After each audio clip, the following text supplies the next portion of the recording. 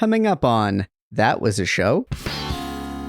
Two Guys, a Girl, and a Pizza Place was the 1998 sitcom about Gen X career and relationship angst. It featured Ryan Reynolds as Berg, Guy 1, Richard Ruccolo as Pete, Guy 2, and Traylor Howard as Sharon, a girl. They hang out at Beacon Street Pizza in Boston, a pizza place, where the guys work. After season 2, the pizza place is dropped from both the story world and the title, and it becomes Two Guys and a Girl, a title that is both preposterously generic and numerically inaccurate, as another guy, as well as another girl, are added to the main cast. Whatever. The point is, this slightly younger, slightly edgier version of Friends is best known for helping launch the career of superhero/gin/football tycoon Ryan Reynolds. These two guys and a girl, Barry, Aaron, and Brynn, grab a few slices and give it a taste. We grew up during peak sitcom, Seinfeld, Friends, The Fresh Prince, but those shows were diamonds in the rough. This podcast is not about those diamonds. It's about the rough. Some sitcoms were briefly popular in their time. Some were canceled almost immediately. You probably won't recognize most of these, and you'll ask, that was a show?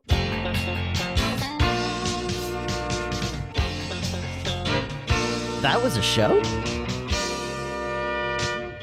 The podcast about failed or forgotten sitcoms from the 80s and 90s, starring Brynn Burney, Aaron Yeager, And Andrew Helmer as Barry. a Radio Gizmo production.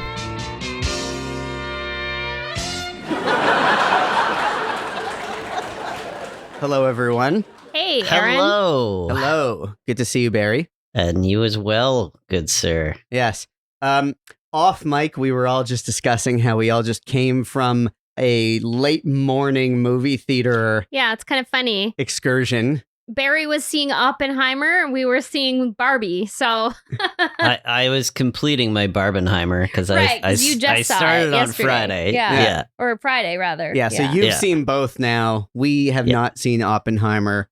I will probably see that movie, but I don't I guess, yeah, we'll see it. I We'll see don't it. know for sure if I'll see it in the theater, though. We'll see. TBD. It is very much a movie that needs to be seen in the theater. Yeah. It is. Okay. Well, it is just Yeah. this wonderful not little, but it's just, it needs to be seen on the biggest effing screen possible because Yeah. it was so Well- much of it was shot in IMAX format. So Right. Yeah. Okay. I mean, just like Barbie, you gotta see it for the first time at least in the theater. agreed. You gotta Both- get that full spectacle and that crazy production design yeah. on a giant It is. screen. It is interesting that both movies get released at the same time. They're the two most hyped movies of the summer. Yeah. And what I like about both is that they're not reliant on visual effects, CGI, stuff like that. They're both movies that are pretty They're old, both- old-fashioned very filmmaking. practical pictures. Which Yeah. bodes very well given what's going on in the industry right now. Yeah. It's actually really wonderful that a lot of people came out to the movie theaters, like you were saying off mic, Barry. It inspired a lot of people to go to a theater and see a movie. So we gotta keep that alive so that Yeah. they keep making awesome stuff and don't rely in, and not that obviously there are a lot of incredibly talented artists working in CG and special effects, but if you just show what the traditional magic of the movies is, then that really needs to be shown to and people. also, I think that there are people who work in those professions who are not necessarily stoked for the level of pressure that's been put on them with some movies these days, where they're working ridiculous hours to squeeze Yeah. as much visual effects into 2 hours as you possibly can, as Yeah. opposed to those effects being special and impressive because you use them judiciously. Yeah.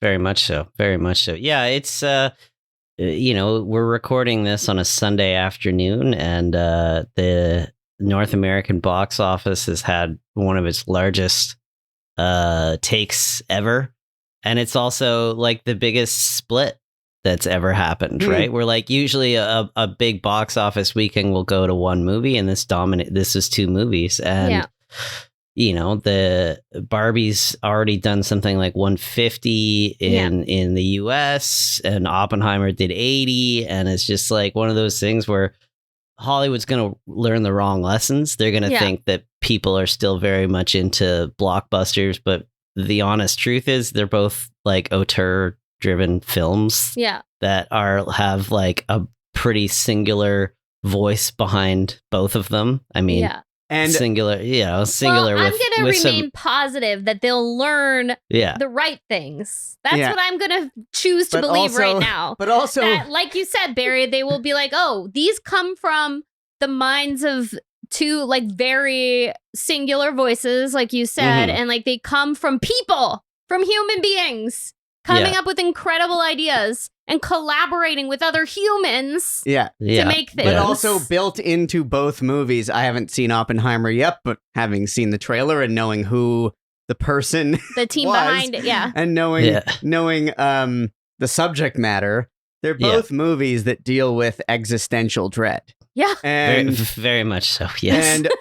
And to be clear, only a human can write a movie about human existential dread. Yes. Yeah. That's for sure. So I assume a lot of our listeners out there have seen one or both of those movies by the time this comes out. You're listening to this, but if not, by all means, it's been a great summer for movies. Yeah. This is not a TV show, or this is not a podcast about movies. No. So we'll skip past that for now, and we'll run into, wander into another bit of escapism, which is sitcoms. I chose this week's episode. Slightly controversial pick, I would say, in that, it is certainly one of the more successful sitcoms we've covered. But I made the argument that successful at the time, not necessarily something that remained in the pop culture eye. I chose Two Guys, a Girl, and a Pizza Place, which aired for 4 seasons on ABC between 1998 and 2001. It's, of course, an ensemble comedy that was best known for bringing Ryan Reynolds into both the television sets and hearts of the world. It co-starred Robert Ruccolo and Traylor Howard, centered around the lives of 3 best friends in their mid-20s. And it had a ridiculously simple plot. Berg and Pete, the titular guys, both work at Beacon Street Pizza, where they routinely trade barbs with their upstairs neighbor Sharon, as the 3 of them try to navigate various plots that centered around both their careers and their love lives. It was a moderate success for ABC through its first 3 seasons, but managed to drop its viewership hard after being slotted into Friday night's infamous death slot during its 4th season. It featured 2 very major revamps, the first coming at the start of the 2nd season when the show dropped its supporting cast from the first, which included David Ogden Stiers and Julius Carey, and it introduced 2 new regulars who would become central to the series going forward. Suzanne Cryer as the acerbic Ashley, and Nathan Fillion as the doofy Johnny. Both of them were reoccurring love interests for Berg and Sharon, respectively. Its next shape-up came in season 3, when The Pizza Place was dropped from both the title and the show. Now, whether that was due to marketing or through the increasing diva-like behavior and off-screen antics of The Pizza Place, we may never know. So I want to hear more about that. That's interesting. I remember finding it very annoying. Brynn, it's a set. It was a joke. Oh, okay. Okay.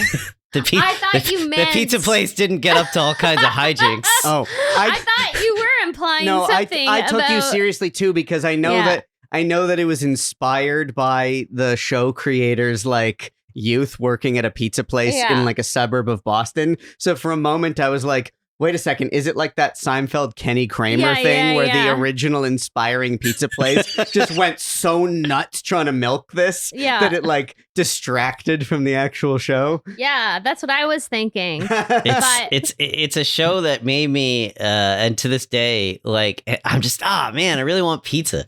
Yeah. I Yeah. want an old fashioned pizza place. I really actually I remember when this was on TV and being Yeah. super annoyed that they dropped the pizza place.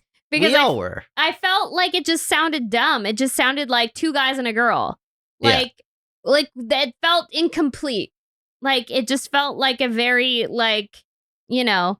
Well, It was I don't know. weird because I think Yeah. that the network, if I'm recalling this correctly from my understanding at the time, I think the network was sort of tooling around by just calling it Two Guys and a Girl, like just in short forming it throughout like network promos, and then eventually just made the move and just changed the title completely. Yeah.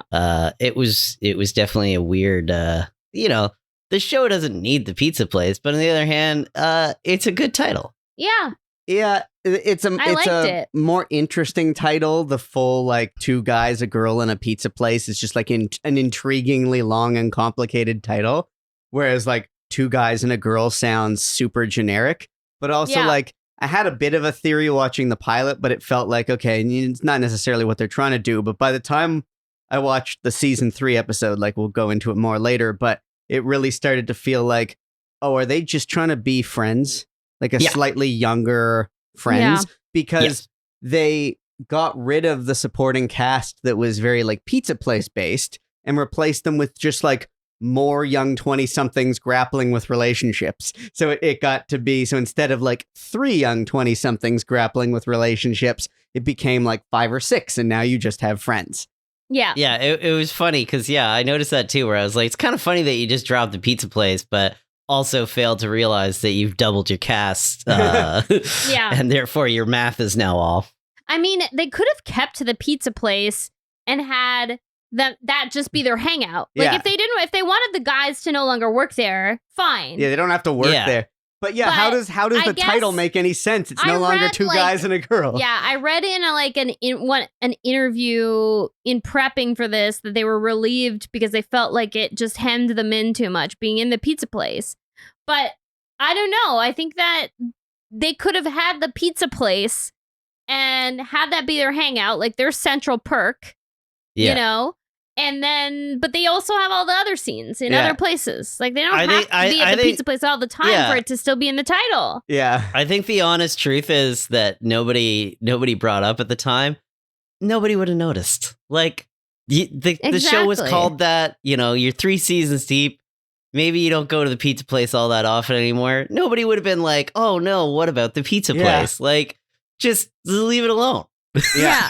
Yeah, it's also, I don't know. There is something about a pizza place that has always been like an iconic place for young people to like meet up for various reasons, or a Yeah. place where someone might have their first job or something like that. So like that's like saying like Cheers is in a bar. That really hems them in. Like who Yeah. cares? Yeah. I mean, they made it work. They They, made- were they- always in that bar. They made it work, and they basically never left the bar. Yeah. And Yeah, we're saying no matter what George Costanza thought, like they Yeah. definitely. Yeah. Well, Yeah.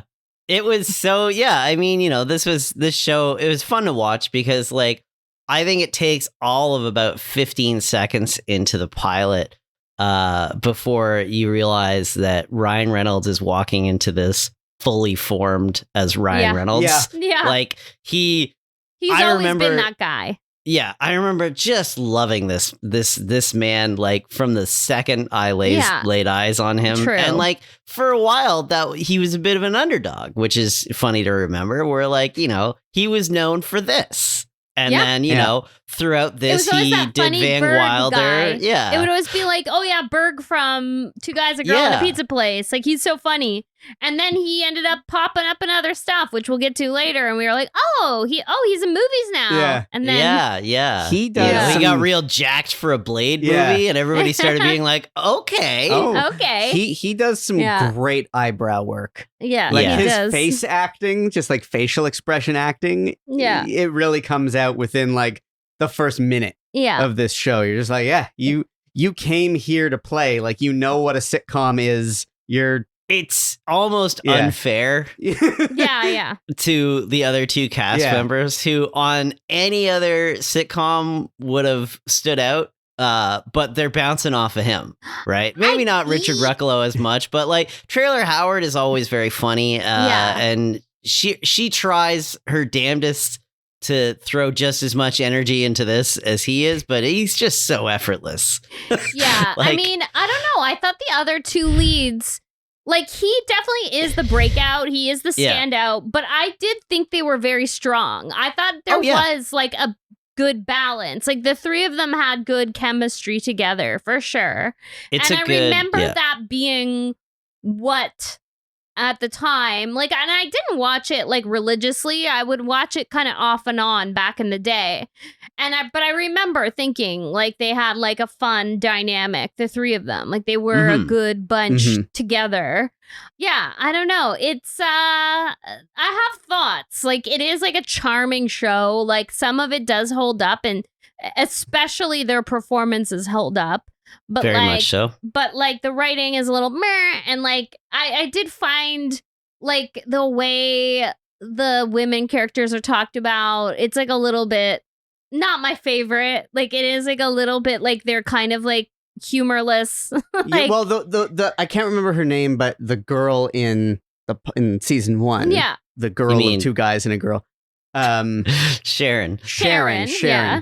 Because I'm terrible with names, as you know. She's the one who has the job at the chemical company, like in sales for the chemical company. Yeah. So anyway, like, I liked the fact that, I mean, so largely, the whole thing felt, let me backtrack and say the whole thing felt like that Gen X career angst distilled down to its purest form. Yeah. Like, she was in a very nail on the head, but like in a good way, nail on the head, articulating the idea of having that difficult transition from university or college or school or whatever into having to have a career, and that career sometimes feeling like you're selling out if it's for some company that does something that you don't necessarily love. And she's complaining about the morality of the company that she's working for and all of that. And there was the reference to, was it Ryan Reynolds' character who had like a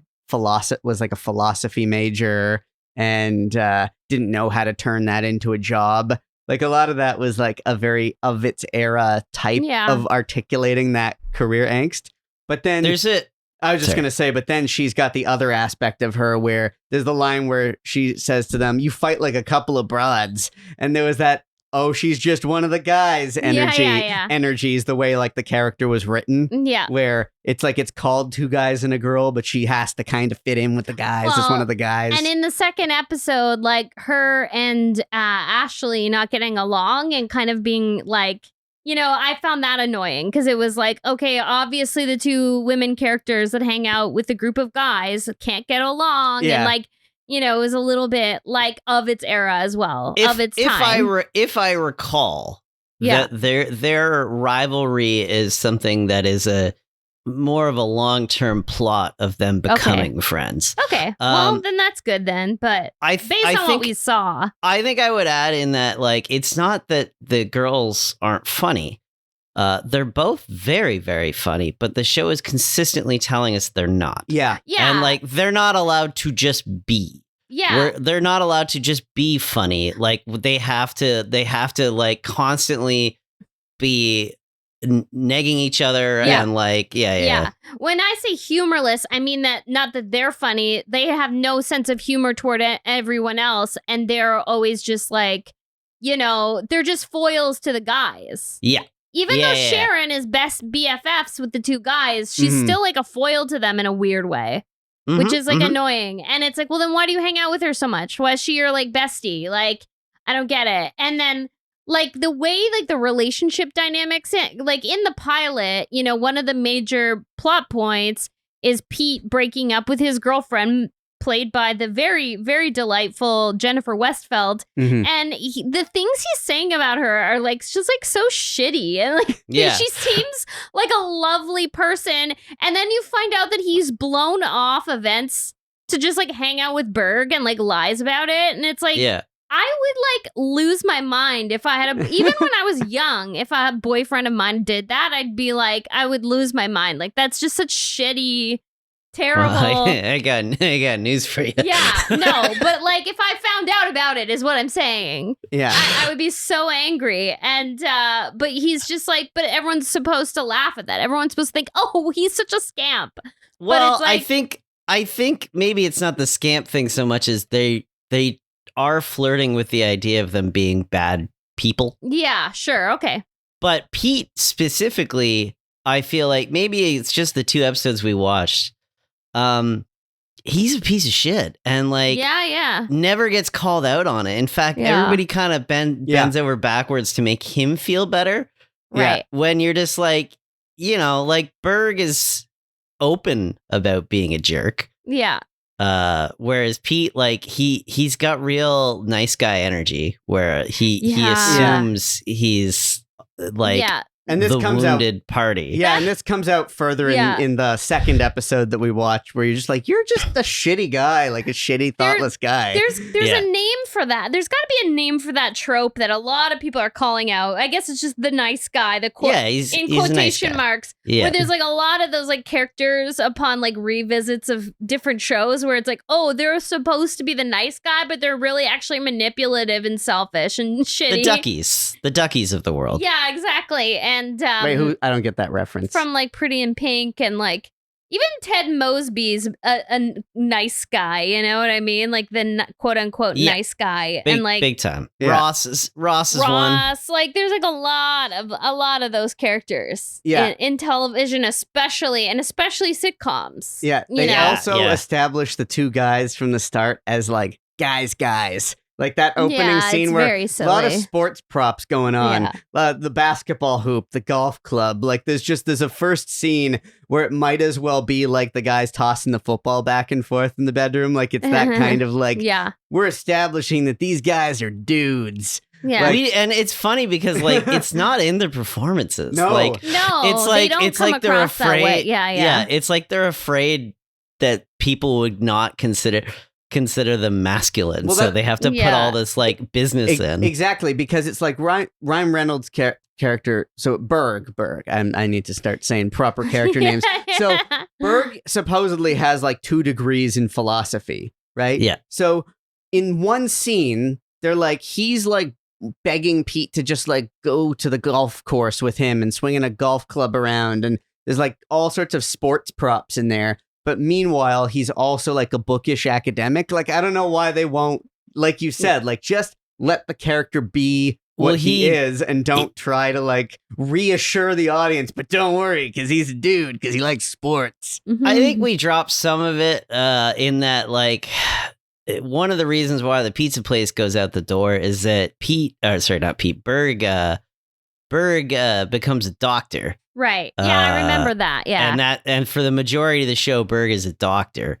And I actually appreciated some of the dialogue in this pilot setting up the type of person he is, in that he is ridiculously smart. Yeah. And has like a photographic memory which is an infuriatingly real thing for some very he coasts because he has also these inherent skills that are so helpful to be high functioning. Yeah. I found at some points my attention wavering. I found like me too. But like usually in shows like this, it's kind of the dialogue that I find doesn't quite hook me. But in this case, I felt it was more the plot. Like I actually felt like the characters had potential. The dialogue sometimes had potential, but the actual plot arc of the episode, which I don't even think we've talked about. No, we watched two basically bottle episodes. Right. Okay. In that, like, we watched the pilot almost entirely, with the exception of a bit in their apartment at the beginning, the pilot is almost entirely set in the pizza place. Yeah. I guess we could just go through the plots of them. Yeah. So, basic plot of the first episode is they have a shift to work at the pizza place, and Pete is sure he's about to he wants to break up with his long-term girlfriend Melissa. Yeah. And he invites her to the pizza place to do it there because he's a real stand-up guy. Yeah, because that's the classy move. Yeah. Chickens out over it when he realizes, oh, right, like this woman is wonderful and is sweet and very nice to me. And way out of his league. Yeah. And then in also sitcom fashion, Berg says, oh, he was going to break up with you. And then they break up because of that. And then Berg has to go. There's also, there's a runner about Berg trying. He's been doing medical testing and he's got like a funny inhaler, which is basically exists solely for physical comedy purposes. Yeah. Like Ryan Reynolds punctuates so many of his jokes with like random hits off this inhaler. And it only works because it's him doing it. And then Sharon is there. Sharon is in the pilot. I did later learn this was not the pilot.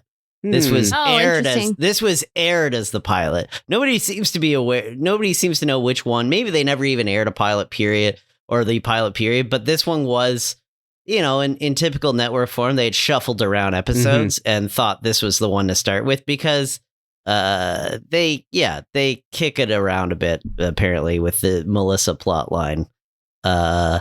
And it wasn't. It's funny that they would have chose to start with this one. I wonder if it's just because it had so much expository dialogue in it that it sort of works as a pilot, or maybe they just added that in.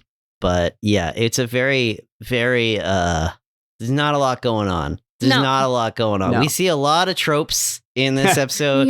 One of them that I've now seen like a handful of times while recording the show is the characters recording like sport type commentary over something happening. Like they're watching Pete break up with Melissa and Berg and his boss are both doing sports commentary over it, which I don't think I've ever laughed at once. That's the first episode. Second episode we watched is in the middle, is from the third season.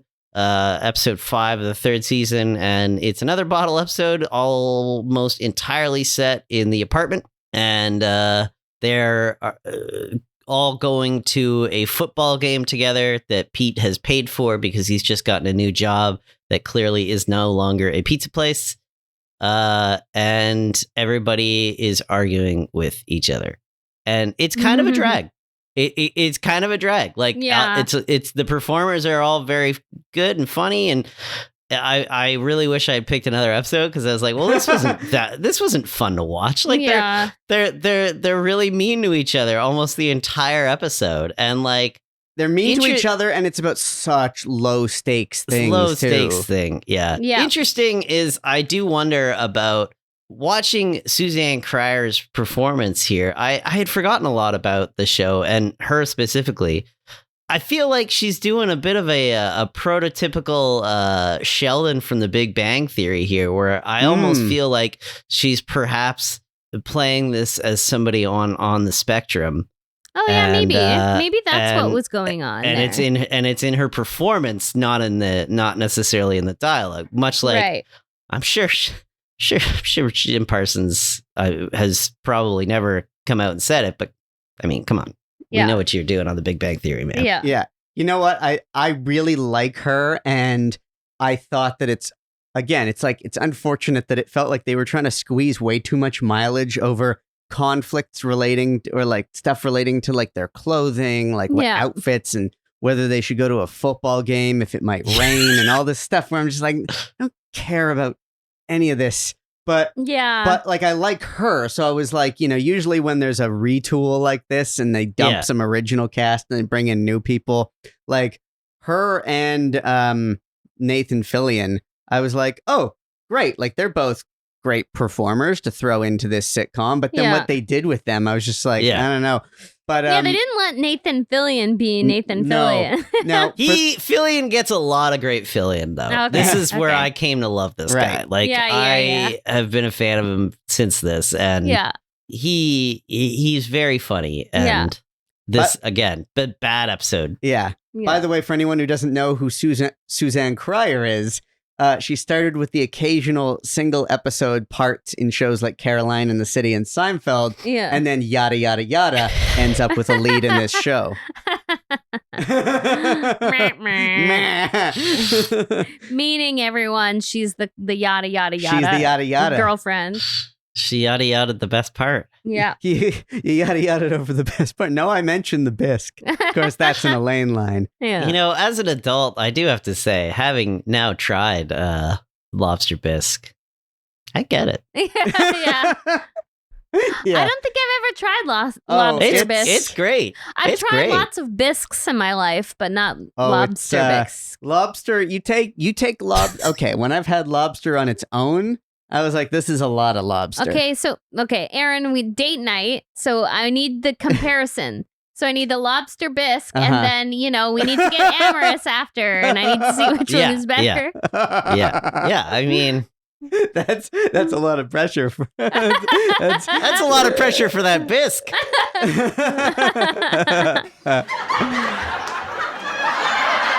Man. But yeah, I had lobster spaghetti the other day, and I have to say, like, that spaghetti fucked.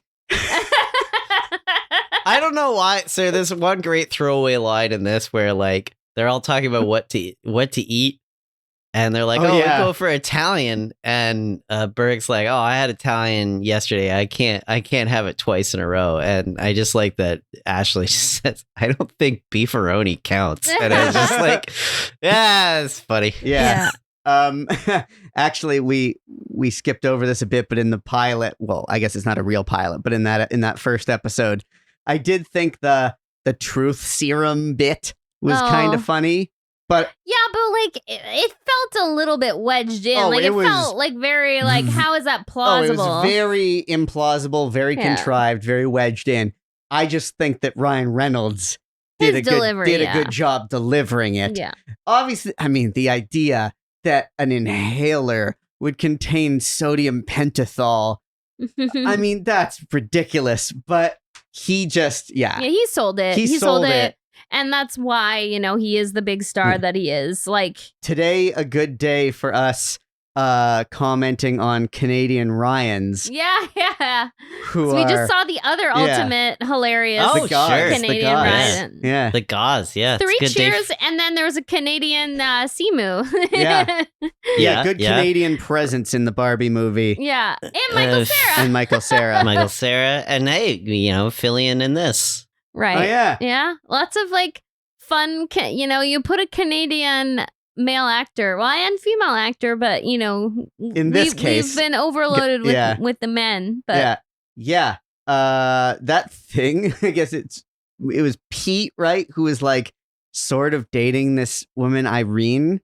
Yeah, what was that all about? And he kept forgetting she existed or ditching her. And again, nobody calls him out on it. In fact, they apologized to him. And I was like, he's the one who keeps doing this. He makes it as if... the implication is that she's mentally ill, so he's constantly gaslighting her. He's just gaslighting her. A woman who has emotional problems. I have to say, that's terrible. I didn't, when they first brought that character into the episode, I actually really did not care for the whole... She's actually... It's really...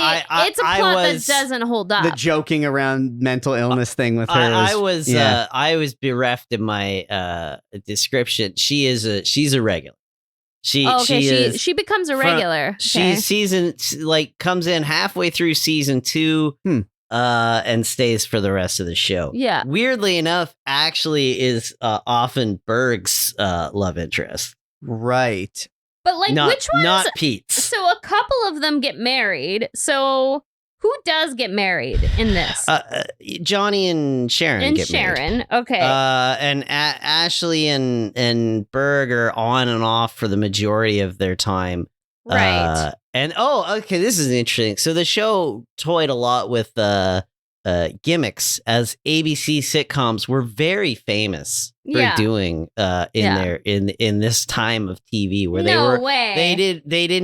couldn't meet a gimmick they didn't want to throw at you, right? or guarantee you they would have meetings where they're like, so what's going gimmick? on? So they'd take one episode that was completely silent. So cool, that's cool. or at least with no dialogue. And then what ended up being the series finale had a plot line of, and Friends would also pull this, where the 3 female cast members might be pregnant. And they don't know which one it is. They don't know which one it is, but the internet... Oh my God, that's been done so many times. The internet, but this is where they gimmicked it. The internet got to decide on it. Oh wow! So in the last episode, they reveal they revealed who was pregnant, and it ended up it was Ashley. Okay. But the series kind of ends with her not certain if she wants to keep it. And then and that's the end of that. That's the end of the show. Wow.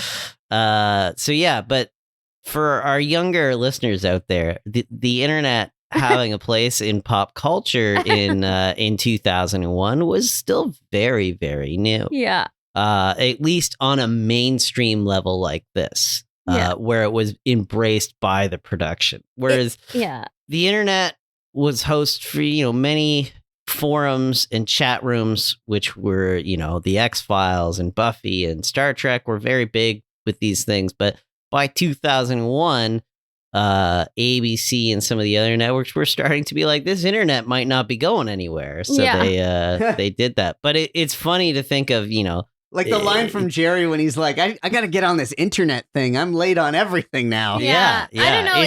It's kind of neat to hear, like, when we've been doing research for this show, that like some of these odd series where they do very early internet stunts, like it's kind of cool because you're like, oh, that was like innovative at the time, like they were really outside of the box at the time.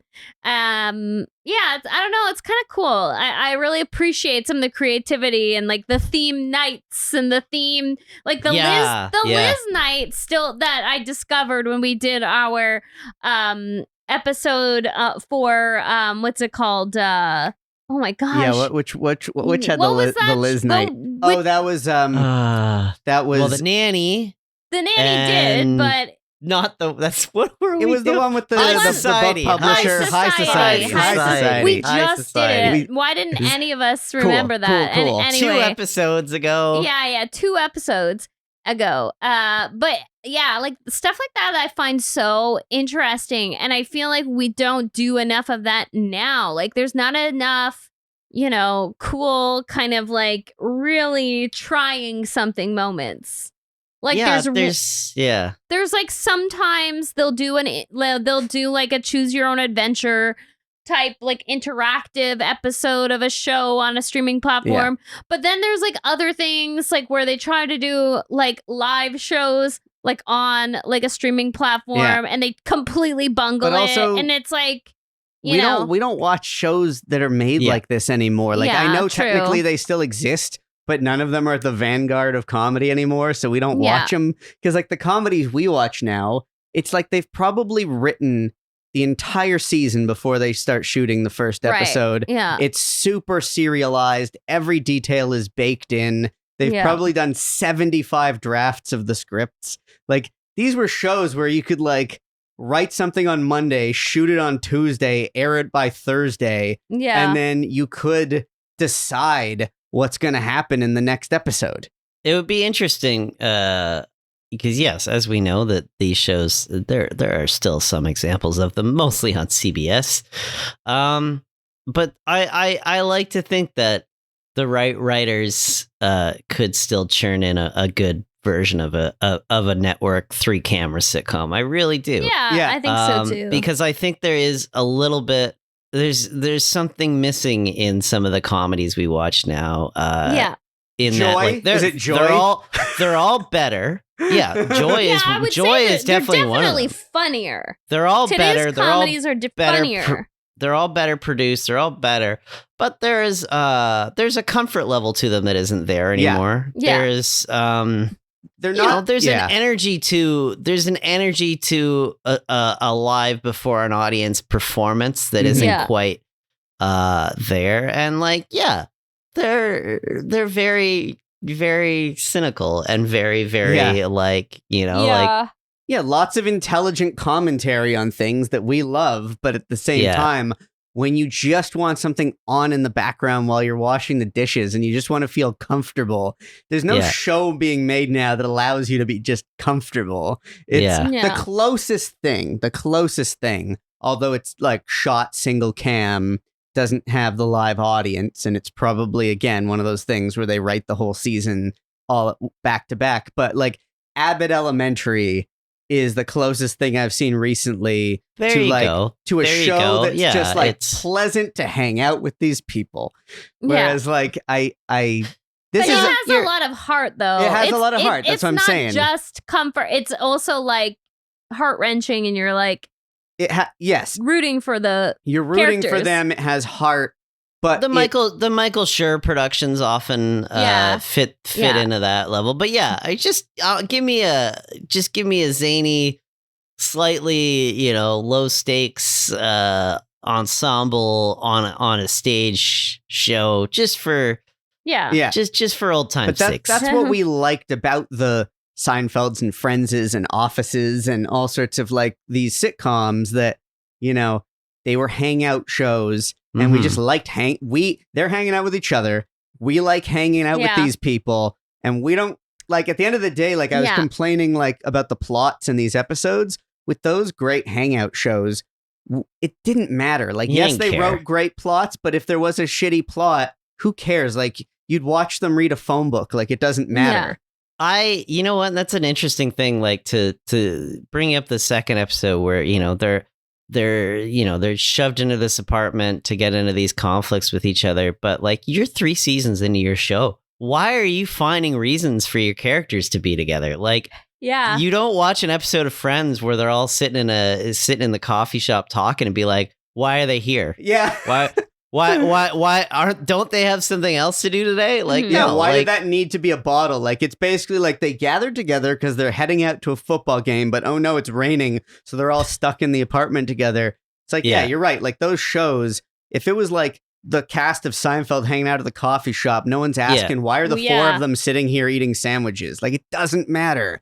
And I feel like, Abbott Elementary is a show that's being made now where it has that vibe, even if it's a different production model. It's like if they were just hanging out in the break room at the school, I don't give a shit what the plot is. Like, I like the people. I'm happy to just hang out with them. Yeah. If there's a great story, cool. That's icing. But that show establishes very quickly that these are people you want to be around. And like this show, it's like by middle of season 3, they're still trying to convince us that these people are even friends. Yeah, I mean, I wonder what it is. It's like all the elements are there.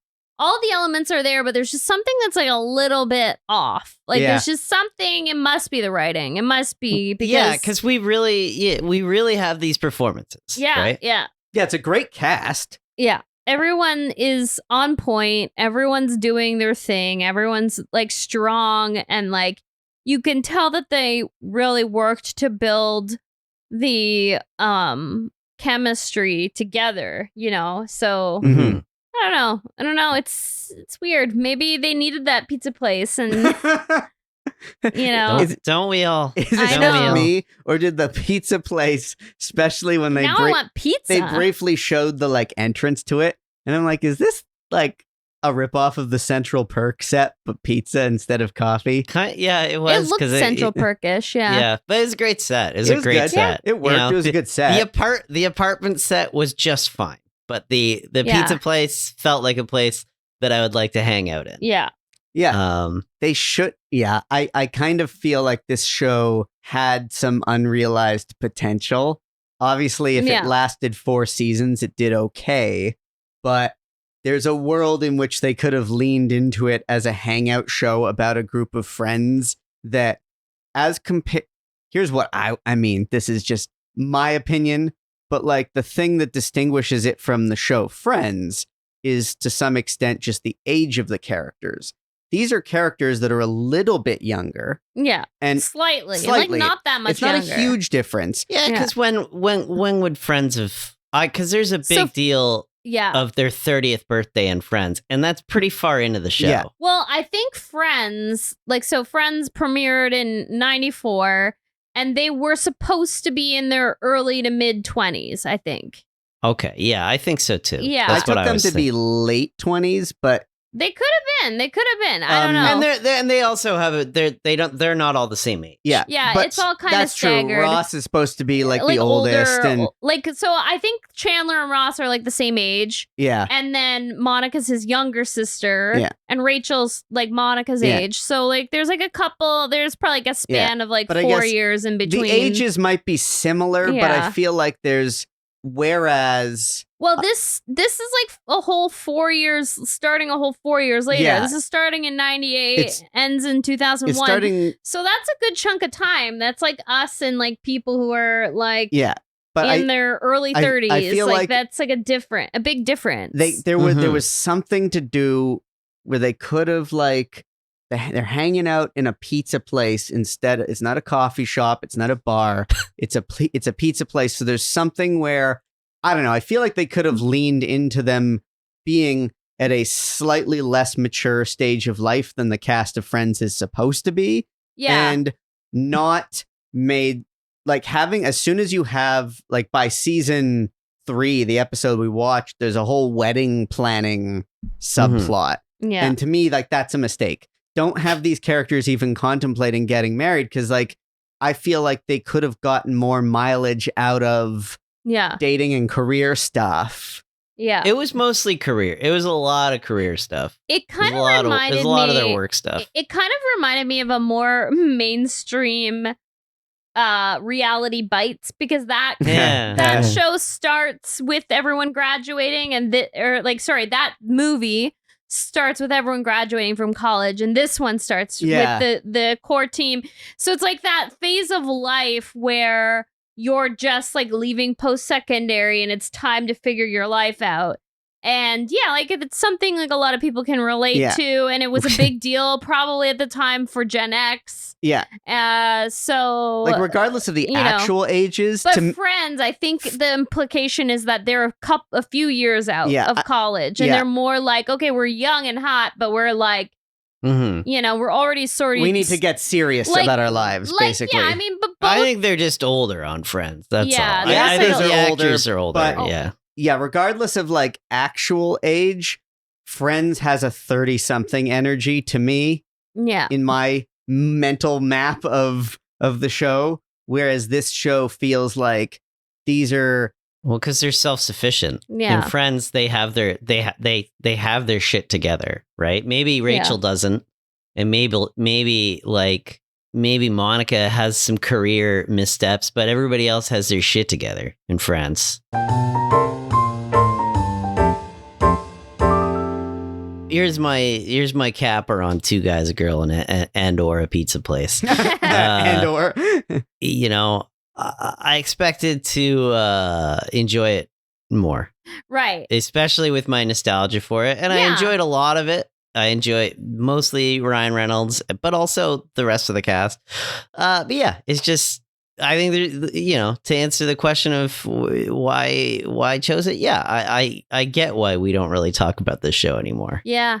Good Yeah. point. I agree with all of that. Yeah. I think like the biggest takeaway was like, oh yeah, no, he was really a star because like Ryan Reynolds, because I remember having watched it, I remember now having tons of conversations at the time with just like friends that were also like just, teenagers, not to age us, but like teenagers who were like, oh yeah, that guy's so funny. And like all of like, my girlfriends and I were all like, oh, he's so cute and funny. And like, like he was like, for a sitcom, for someone to like notice a sitcom character that way, who's a teenager, who's like a cynical teenager, like that's a big deal. That really shows star power, And he wasn't a teen. He was like, because usually now it's like young teens notice other cute guys playing young teens. Like they don't, the Cole Sprouses or the whoever's, they don't really notice like a guy. That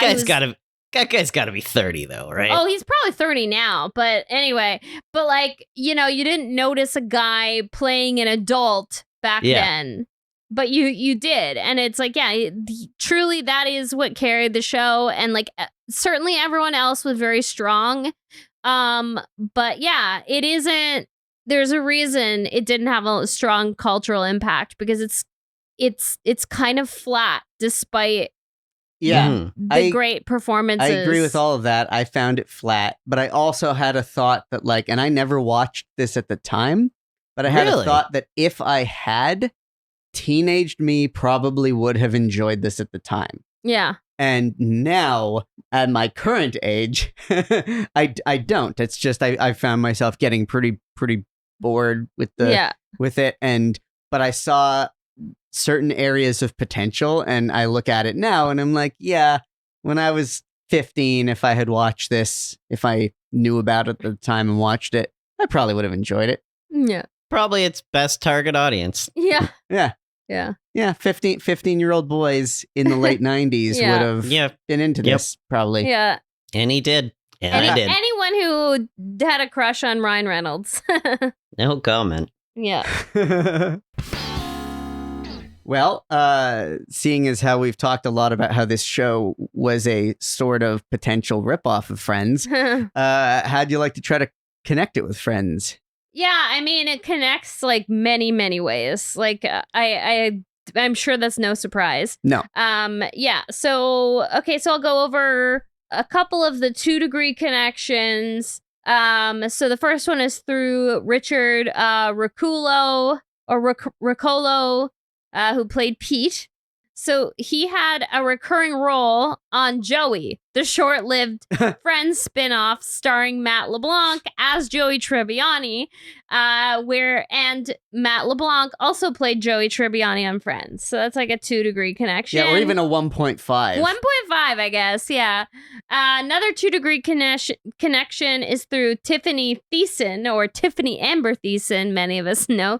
She had a recurring role as Marty on Two Guys, a Girl, and a Pizza Place.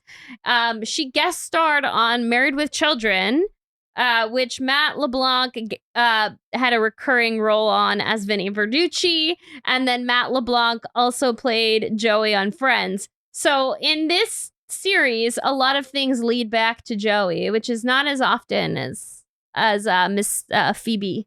And then there's a couple 1-degree connections through the cast. So Victor Rader Wexler, who recurred as Fire Chief Felix Shaw on Two Guys, a Girl, and a Pizza Place, who I don't think we saw in any of these episodes. No. But anyway, he guest starred on Friends as well, playing a doctor.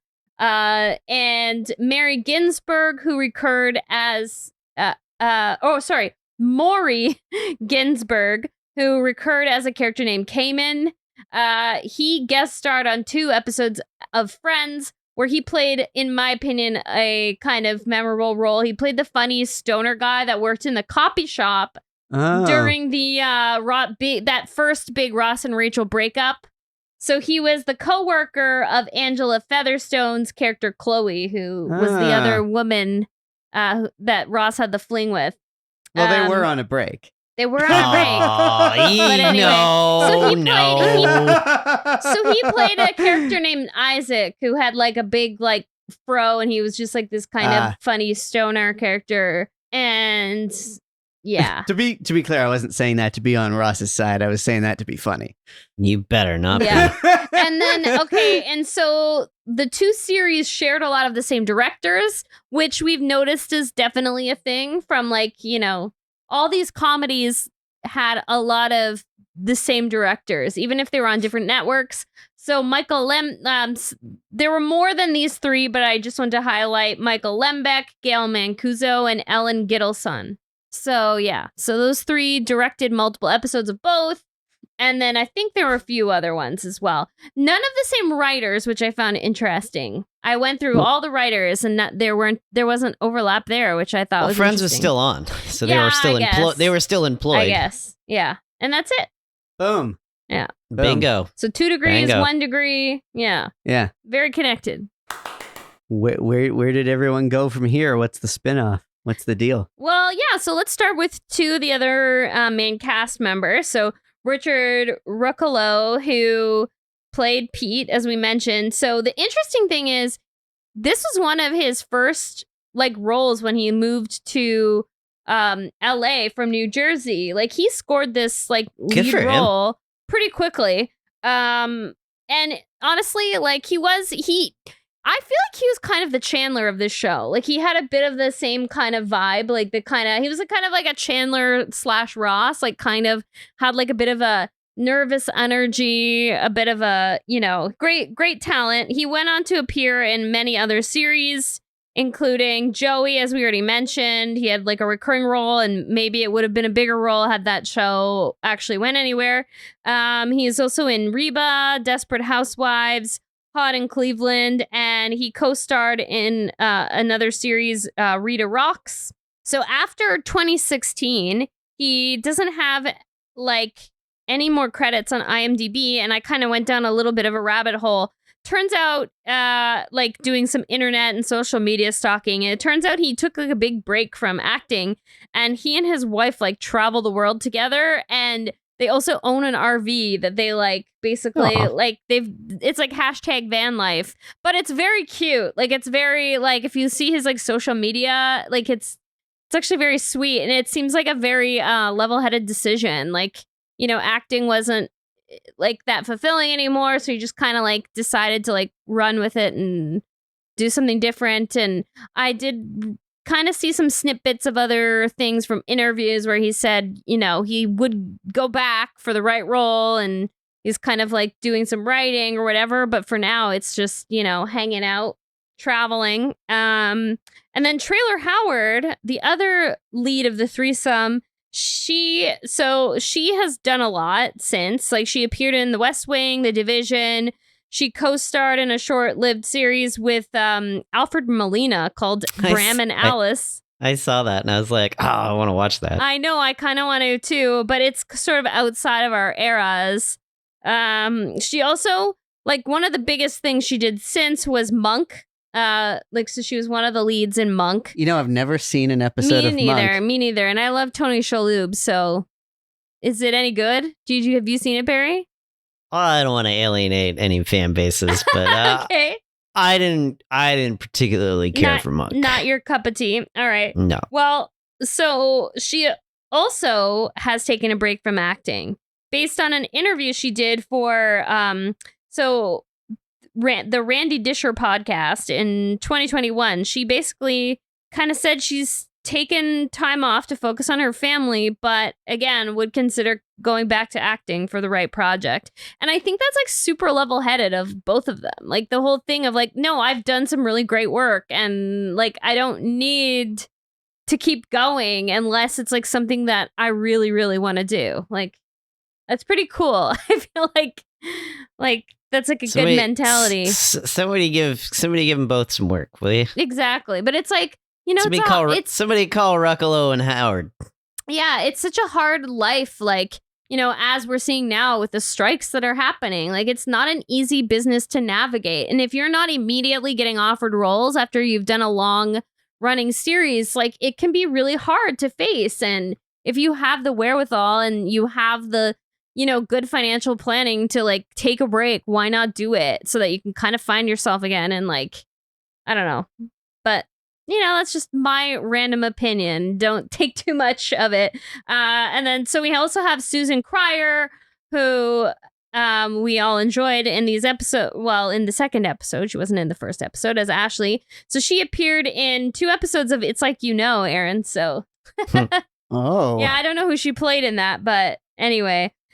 She also appeared in other popular series, including The Drew Carey Show, ER, Frasier, Desperate Housewives, Nip Tuck, Shameless. And recently, you would remember her, Aaron, on Silicon Valley. So she plays Lori Bream, the CEO that of the I knew. Yeah. Raviga Capital.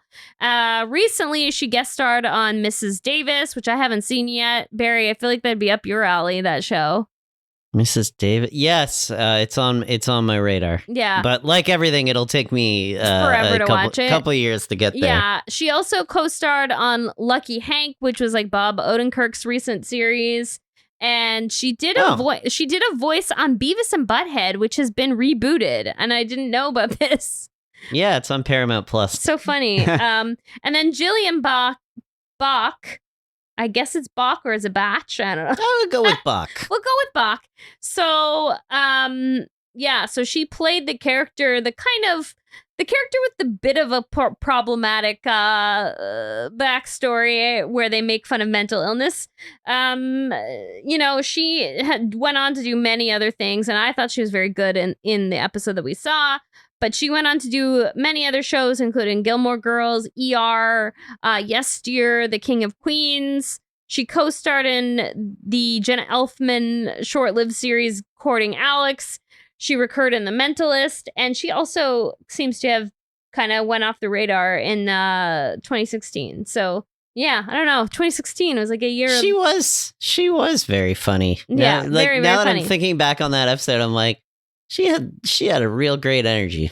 Yeah, and they didn't kind of last throughout the whole series, but I'll give like a shout out to both Julius Carey and Jennifer Westfeld, because I'm a fan of both of them, and I think they're both great, and they both like had long careers, and would have liked to see them still be Julius around. Carey was especially quite funny in what we saw of him. Yeah. Very good. Yeah. So shout out to them. And then finally we'll get to our two probably biggest stars that came out of the show, which is, we'll start with Nathan Fillion. So Barry, I think it's so funny that this was like the beginning of your love for Nathan Fillion. Like, I didn't realize that. I assumed that you started to become a fan from the Joss Whedon projects that he was in. But no, he would have done Firefly right after. This. Yeah. So basically, like, I think he became a huge fan favorite when he joined like Firefly, and then he also appeared in Buffy and Serenity. So he's kind of part of the like Joss Whedon universe. And My knowledge of Nathan Fillion comes mostly from the references on Big Mouth. yeah. That's true. Yeah. So I he was also in I noted here that he was in the movie Waitress, and I thought he was like flawless in that movie. I love that movie. Yeah. That's like Yeah, a he is good hidden in gem that. of a movie. He's also in Desperate Housewives. He's done a lot of memorable voice work, including as himself in Big Mouth. And I think he's like the perfect person for them to choose for the character Missy to be obsessed with on that show. It's like the perfect actor. Absolutely. Yeah. Like, for like a nerdy little girl to be obsessed with. Yeah. Absolutely. Yeah. And then, in recent years, he's known for having scored like lead roles in very mainstream procedurals. So I think that's kind of fun. Like, he got the role in Castle, and he was on that for several seasons. And then most recently, he just wrapped up, 5 seasons on The Rookie. But he'll continue to be around because he's kind of a beloved guy. Like I think he went from. Well, I think The Rookie's still going. I think it's done, or maybe not. Maybe it's still going. It's they're just on a brick. Okay. And then finally we have Ryan Reynolds, and who knows what that guy's been up to? He's pretty obscure. No, wait, he's the biggest star ever.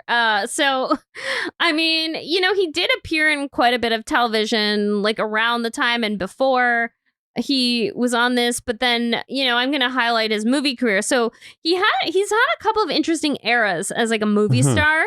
Like, he started off in a very predictable way, being in kind of like, young, kind of raunchy comedies. Like, he was in Van Wilder, which was very iconic. Like, I know a lot of people our age remember that movie and watch that movie, and it was a very popular movie. So he was Van Wilder, and that became like a thing he was known for. And then he also did a couple other like movies that would have had a similar audience. Like, he did the movie Just Friends, and he did the movie Waiting, neither of which very like I enjoyed both of those movies, but they really don't hold up when you rewatch them.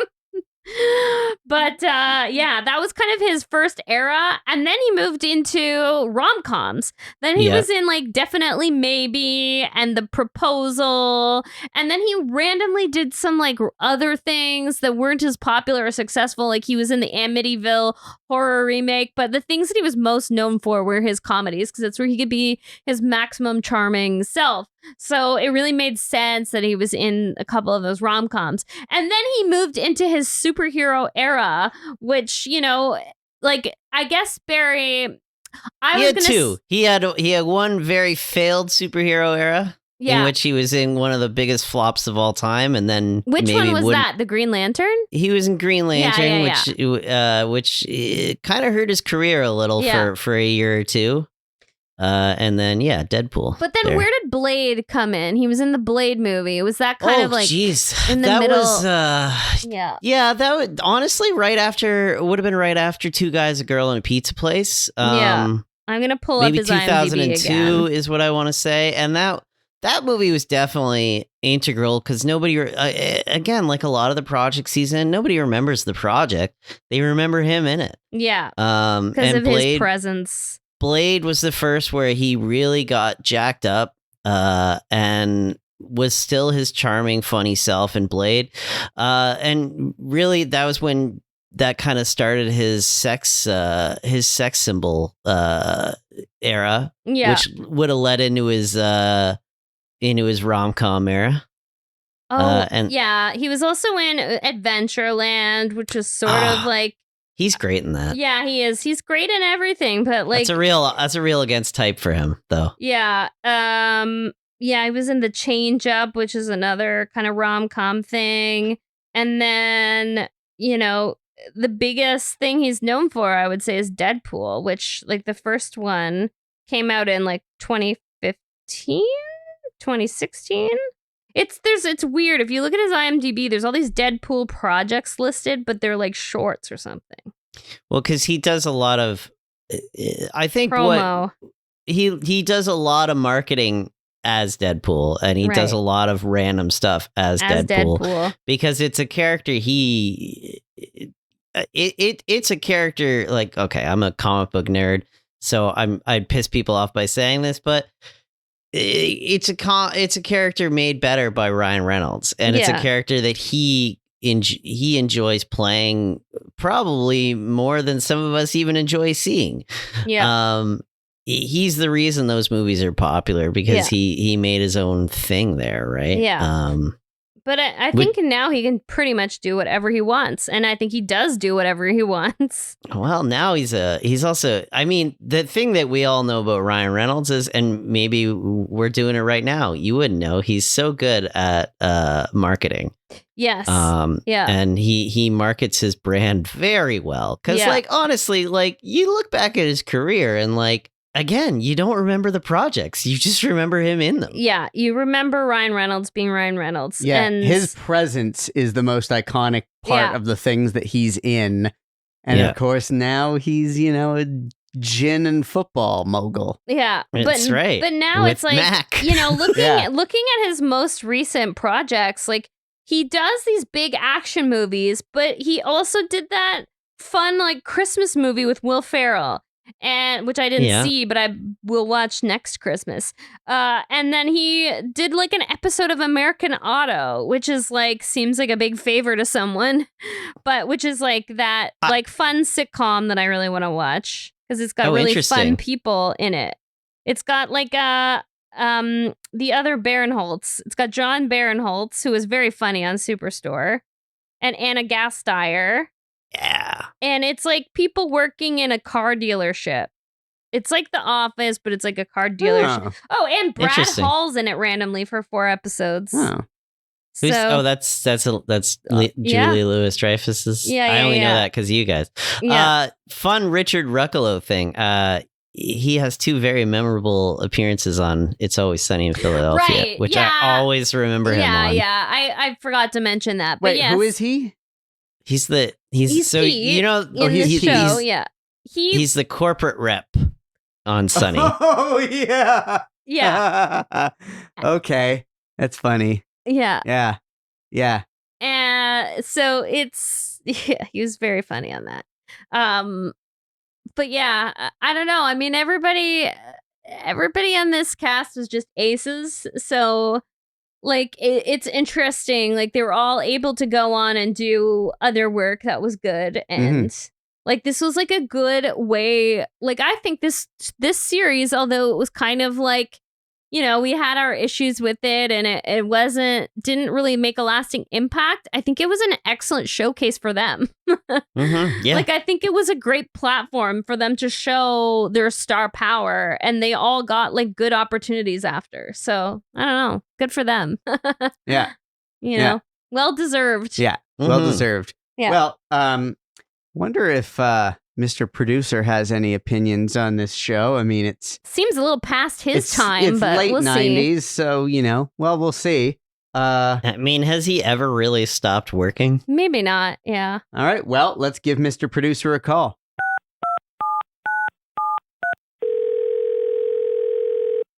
Hey, kid, what's the action? Oh, just recording the old podcast. Ah, sure, the podcast. Yeah. I'm curious. Have you ever listened to it? Sure, bits and bytes here. Jody, my old assistant, he used to play it a lot in the background. Oh, well, that's nice to hear. What about Raleigh, your current assistant? Well, Raleigh's moved on as well, but did not appear to be a fan. So what's on the reel today? 2 guys and a girl. And a pizza place. Right.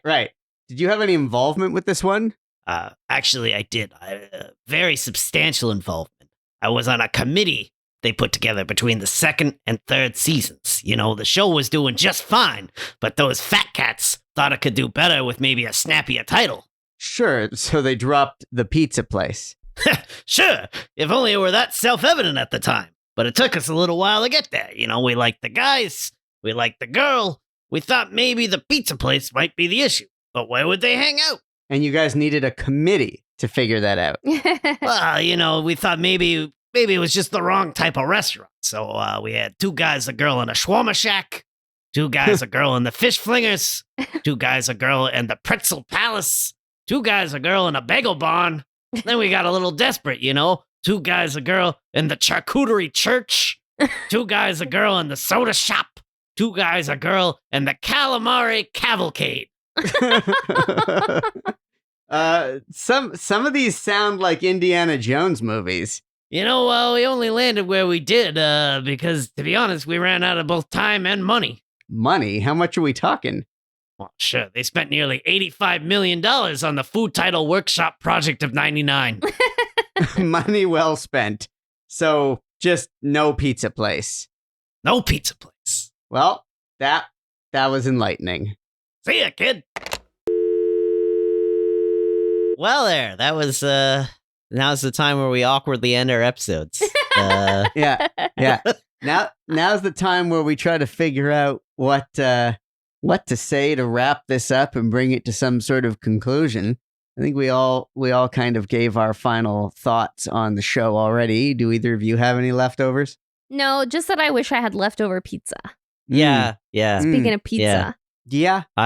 The pizza place, there's no better pizza place, local hangout pizza place than Batando's in Little Italy of Toronto. Yeah. Yeah. Okay. So, if nothing else, it makes you want to eat pizza. Yeah, true. Highest praise. And cut to credits.